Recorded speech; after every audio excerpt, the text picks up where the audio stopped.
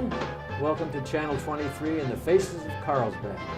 As you all probably know, we interview people that you might know, people that you have never met before, people that you'd like to get to know. Anyway, we're here today with a very lovely lady, Miss Deanna Garringer. Deanna, welcome to the show. Thank you. Thank you for having me. And don't worry about anything because I will bring the questions up, and if I forget one and stare off in space, just say, would you please wake up? You know. I'll just join you out there. Okay, that's fine. That'll work for me. Well, what we start with, we try to find out where your grandparents came from, where they settled, where your parents were born, and where you were born, and then we'll get into what we're doing in Carlsbad.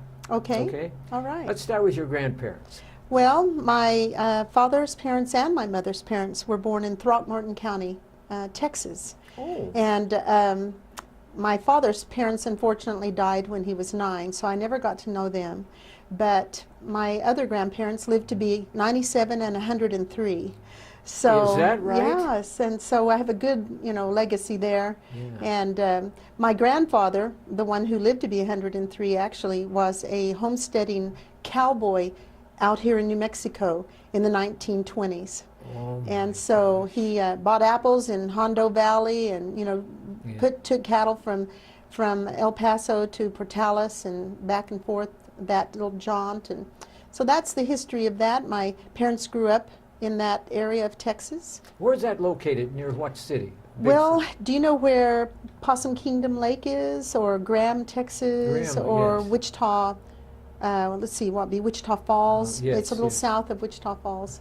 So it's a great area, and I feel like I'm from Texas because all my relatives are really Texan. Mm-hmm. Yeah, well, I was just thinking, you lost your grandparents on the one side at a very young age. Mm-hmm. That happened to me too. I never got to know my Yeah. grandparents on my mother's side.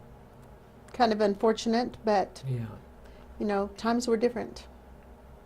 But then. it's amazing that your grandparents, who survived all those years, they went through some tough times in those days too. Oh my, yes, and of course, like so many, they had the agrarian lifestyle. They lived 30 miles out in the country and farmed and ranched and went through the Depression. And actually, they were probably better off doing what they were doing during the Depression because they could raise their own food. And so, but what doesn't kill you makes you stronger. Isn't that the truth though? 103 years of age. Not many people can say that. No, and at 100 years old, he was still walking a mile every day. Yeah. And so, pretty impressive man. That's wonderful. And then you were born in Texas. No, I was born, my dad also, he got his degree from Texas A&M in agriculture, and he wanted to farm and ranch. And he started there in Texas, but then he picked up a farming magazine one day in a feed store, and they were talking about irrigation up in Colorado. Oh, in Colorado. So he went to the San Luis Valley and was a potato farmer and raised sheep. And I was born in Monte Vista, not in Monte Vista, we lived in Monte Vista, but I was born in Alamosa, Colorado. Colorado. So But you lived feel there. very close to Texas too. Oh, very. I feel like, pretty much if somebody said, who do you think you are, I'd say, oh, I hate to say it, but I'm probably a Texan. Though I never really lived there. So. Did you ever forgive your father for moving to Colorado? Oh, I loved it. I mean, of course, I knew nothing different because I was born there. And so when everyone's complaining about the snow here, I'm clapping my hands and loving it. So, but I only lived there about 9 years, and then then they took a different route, decided to go to Oklahoma and just ranch, not farm. And so we moved down in the very corner of southeastern Oklahoma, and we lived 24 miles out in the country. But prior to that, we went to a little town called Eufaula, and that's where I had my first experience on the stage. So in second grade, I got my first solo on the stage, and I remember when the applause came, I was hooked forever. You just couldn't forget that, could you? I loved it. Oh, my gosh. Oh, that's amazing. So that's what got you interested in music and the theater? Oh, I'm sure. You know, I always loved the singing, but we lived so far out in the country, I never could study or anything. But when we moved down even further into the southeastern corner, and we were, 24 Yeah. miles out there, I literally had the opportunity to go to a school that was like a school my parents would have gone to, which was a 2-room schoolhouse with outside bathrooms, 2 teachers. One was the principal, ring the bell on the front porch. Right. We put our toes in the mud and dug up all kinds of worms. And I mean, that's how I grew up. But every year we did a Christmas spectacular. We hung the sheets on the wire, and I always got the solos, and I thought I was pretty special. Well, moving back to Colorado in the cold weather, I had a gentleman a while back came and met me downtown, and it was cold. I was very cold that day, and I said, "Boy, you just have a T-shirt on." And he said, "Yes." I said, "Aren't you cold?" And he said, "No, I'm from Montana." So it's all relative, isn't it? It's all relative, that's right. So you got involved in the theater, and then when did you move to Carlsbad? Oh gosh, let's see. After we lived in Oklahoma, then we moved to Wichita, Kansas. And my dad got out of the farming and ranching at that point. And I was involved in choir and the little music theater through high school and junior high and all of that. And stayed in Wichita, Kansas to go to school at a fine arts school there, which was a Quaker school. Not that I'm Quaker, but I got a nice scholarship and I could live at home, and it was reasonable and rational. So I went there and decided I'd major in music and see if that was what I wanted to do. And so I did, and had great experience through my college education there. Studied voice and education. I'm actually an education major with a vocal emphasis, music education. And so, all the way stayed the rest of the time in Wichita, Kansas, and did a lot of theater during college, and So it just got into your blood. it got into my blood. Yeah. And I was very interested in how music was put together as well. I think if I'd gone to a little bigger, not better, this is a great music school, but a bigger one where there'd been more options for classes, I would have really studied composition more, because I'm really very interested in, how the music was put together. But I love the singing. I mean, what's not to love? Now, what brought you to Carlsbad?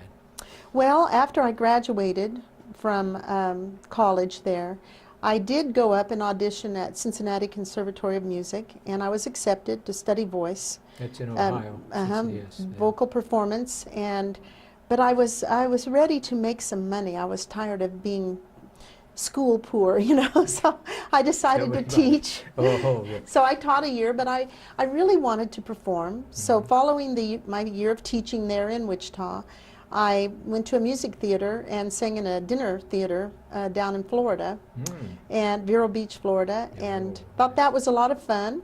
But I also discovered there that I felt like I wasn't giving enough back to, even though performing can really move people and those types of things, I didn't think I wanted that lifestyle really, and I thought I wanted to do something that impacted people's lives a little more. And so that's what brought me to Carlsbad. I interviewed for the job for the director of music at First United Methodist Church. I was 25, and they hired me, and I came here as director of music at 25. So. And you've been really happy about that. Oh my goodness, it's made my life. 2 weeks after I got here, I got a phone call for a blind date with my husband, and 9 months later we were married. And I didn't expect to stay in Carlsbad. It's very hot here. But You're right. I planned to go north, but it didn't happen, and I'm so pleased that I've had this life here. I've had so many opportunities here to just perform and teach and raise my family in a great community, and I couldn't be happier. Now, your husband, what does Mike do? Mike was he's retired now as well. We're both retired, and he owned Resource Management Incorporated, which he was commercial real estate, basically. Okay. So he did that for 34 years and worked with Robert Light. You probably know Bob Light, right? Absolutely, yes. And they were in business together, and then after 34 years, Mike decided he was going to go ahead and retire, and he did. And I took a little early retirement because at that point my parents had moved here, and I wanted time with my parents while they were blowing and going, you know. And they're So- still going? Well, my dad passed away 3 years ago, Oh, I'm but sorry my to hear mom is, thank you, and my mom is 89 and just plays bridge twice a week and goes to get her groceries and does her own laundry, and she's fantastic. What a woman, huh? Yeah. It was her parents that lived to be 97 and 103. Yeah. So. Oh, okay. So I Sure. really am pleased to have her here, and Mike's family's here, his parents are here, so Mhm. we're really lucky, and we've got, our life just is, we're very blessed. What do you do to relax? Now, I Well- know singing is relaxing for you, but what other things? do you- Outside of music. Yeah. Well, I love, love, love to garden and decorate and spend time with friends. I took up golf with my husband Oh, because I wanted us to have something that we could do together Mhm. as time went on, and he wanted me to have that with him, and so I've tried to do that. I wouldn't say that that's real relaxing, though, because No. golf is a very difficult game. I know. But I try, and it's fun to be outside and with him and with friends. So, and then I just I would like to say that I read, but I'm not a big reader. I'm more a hands-on, be up and doing things. I did try some painting, and you know, I'm still open to some options out there to do some things. Painting. What did you like to paint? Well, I tried some watercolor, Mhm. and I really liked it. And I think what I liked the most about it is very meditative, because when you're doing that, you can't think of anything else. You know, when you're doing anything that occupies your mind 100%. Right. So, and it's just creative. So, Well, you might want to keep pushing forward on that, because that might turn into something really interesting. well, you never know. You know, Yeah. I still love music so much that, and I've continued. You know, I've done a lot of theater here, and I just did one this last fall out at the community theater, The Gift of the Magi. I and saw so, yeah, that was kind of a fun role I got to play in that. that. Yeah. You know, there's a point at which you reach an age where you don't get to have all the young love interest roles anymore, and you get to play the character roles, and that's kind of fun. Yeah. Now, what plays have you been in that you impressed you the most while you were out there? Oh, you know, they're all so much fun. I mean, it's just such a thrill to sing, but I guess some of my favorite, I got to play Maria in Sound of Music, and Oh, that was beautiful. you know, I did Annie Get Your Gun. That was the first one that I did when I was 27, and I know you saw Evita. I did Evita and, Oh, and yes. played that role, and that was a great challenge and enjoyed it. Probably one of the most challenging ones was I played Sister Amnesia in Nonsense, Yeah, yeah. and I had to use a puppet and Oh. create a voice for the puppet, and the puppet and I sang back and forth to each other. And that was a real challenge, and that was fun. That was a I lot remember of fun. that, but boy, that had to be difficult. Well, it was a lot of fun, you know. Challenges are fun. So that's You were a- like Edgar Bergen and Charlie McCarthy and that one, weren't you? But you were oh, that's amazing. yeah, that was a lot of fun. And you know, I did South Pacific. That was a great fun role. wonderful role. And Yeah. Kiss Me Kate and Thoroughly Modern Millie. That was kind of a fun role. I didn't play the young girl. I played. Gosh, I can't even think what my name was now in that. But I've had great opportunity, and you know, the community's always welcomed Well, me on the stage, and I appreciate that. I think probably you've done more for our musicals. You've done so much for our musicals out there, year in and year out, that that's why they've always been so popular. Well, you're kind to say that, but there's a lot of talented people in Yeah. Carlsbad. That's true. And, That's true. you know, I just really do appreciate the opportunity to be a big fish in a little pond, because I always want to keep performing. And I hope someone will tell me when I need to stop. Yeah, but when they congratulate you and say nice things about you, they really are sincere. And I've had that happen one time. A play I was in where I didn't have any lines, and my sister is reading, my wife is in the play, is reading the letter from my sister, and I can't stand my sister. And I'm looking up and shaking my head as I'm eating my oatmeal, and then all of a sudden she says, "Oh, by the way, Bud, your sister's coming to visit us." And I suddenly have a heart attack, and my face falls into the oatmeal. I didn't have any lines. I was dead. And this guy comes up to me after the play, and he said, you know, that's the best thing you've ever done. And I said, I didn't have any lines in this play. And he said, that's why it was the best thing you've ever done. Oh, no. Yeah. I'm not sure how I would have taken that. And there was another play years ago where I was in charge of an inn, a hotel, and I'm out writing something, and getting the bill straight, and the gun comes out behind and shoots and kills me in the first act. And there's applause from a certain friend of mine sitting in the audience. And I said to him after the play, I said, why did you applaud when I died? And he said, well, I just like to see you die. You know, when you have friends like that, you can't go wrong. Exactly. And, you know, when you have an intimate situation like that theater is, you know, you can see every face in the audience, you know. I know it.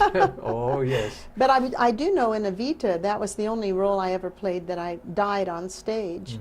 And singing death, you know. Yes. And that was really, I was worried about if I would pull that off, you know. But it was a challenge, and I think I rose to the occasion. But Did an excellent job with it, because it's the story of Evita Peron of Argentina. Right. Yeah. No, you did a terrific, well, you do a wonderful job in all of those. Now, are you going to be any more in the future? Well, I hope to. You know, there's a lot out there. There's a lot I didn't do over the course of time, because you can't, at least I wouldn't commit to something every single summer. I had children and a husband, and, you know, it's a lot of work and a lot of time, and though they're very supportive of it, I wouldn't always ask them to put up with that, you know. So there were some I never did, but there's still a lot of things out there I'd love to do. And Oh, don't give up. You're too good at it. yeah. How many children do you have? I have two. I have a son that's 32. His name is Skylar, and he's married to Kimmy. And then I have a daughter, Brittany, and she's 30. So. Well, you're only 29. I know. I don't know how that happened. This is amazing. I can't figure it out, but I just leave the math alone, because it doesn't make sense. You leave the math alone. Yeah. That's the only way to look. When you grow older, and I'm saying this to all the people, all of our viewers, forget the numbers. That means nothing.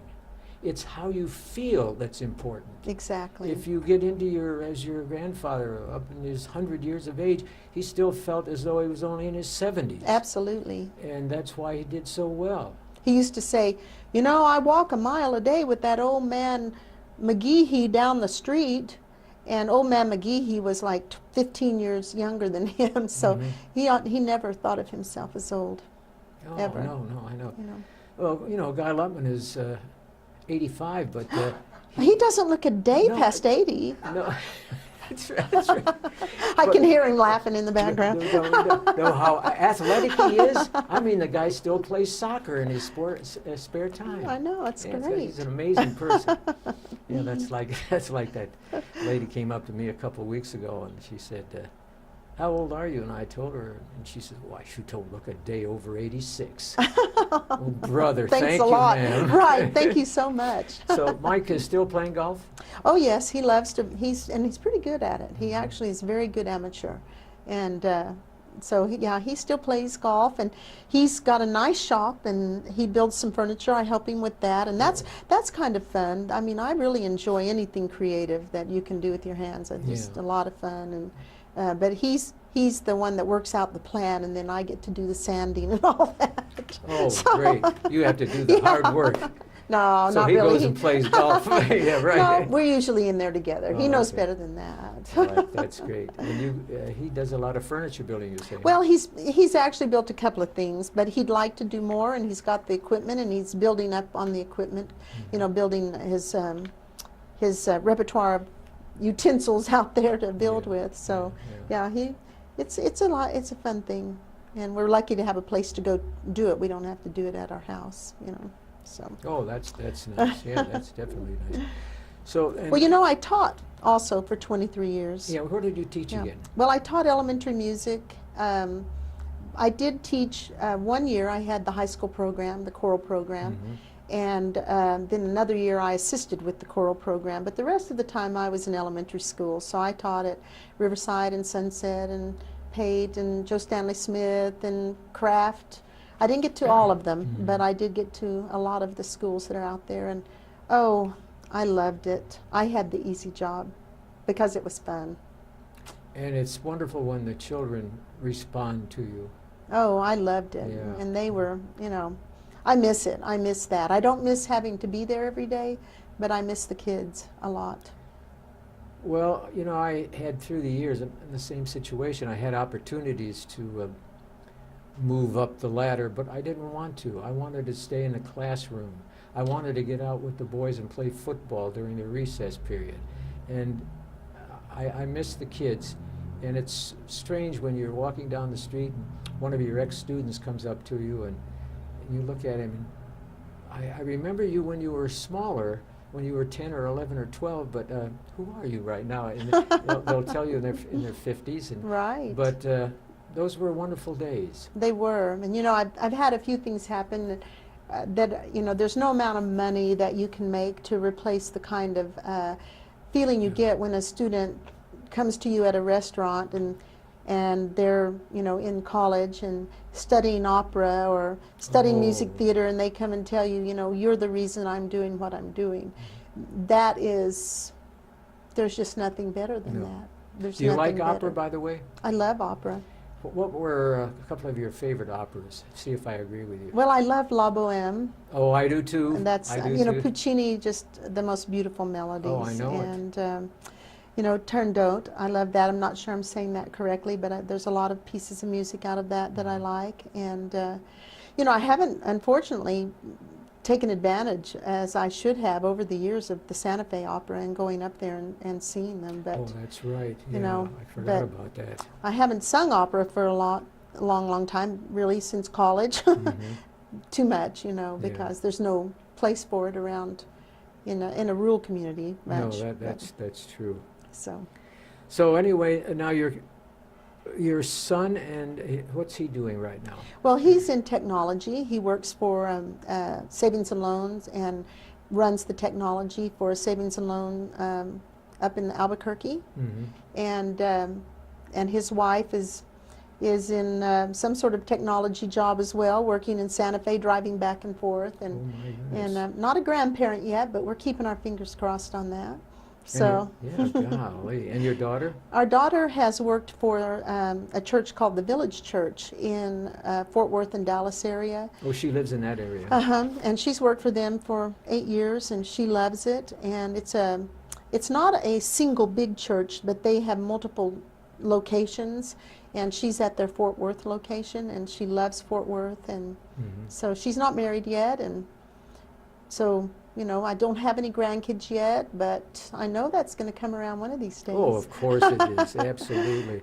So she's still single, and she's still working hard in Fort Worth. Right, right. And our son, they love Albuquerque and the weather up there. Oh, and they do? Yeah, they do. Yeah. I wonder, in this past winter, when spring and summer gets here, I wonder what they'll say about this past winter. You know? Well, it's been kind of a hard one, I think. Yeah. So, Well, that's amazing.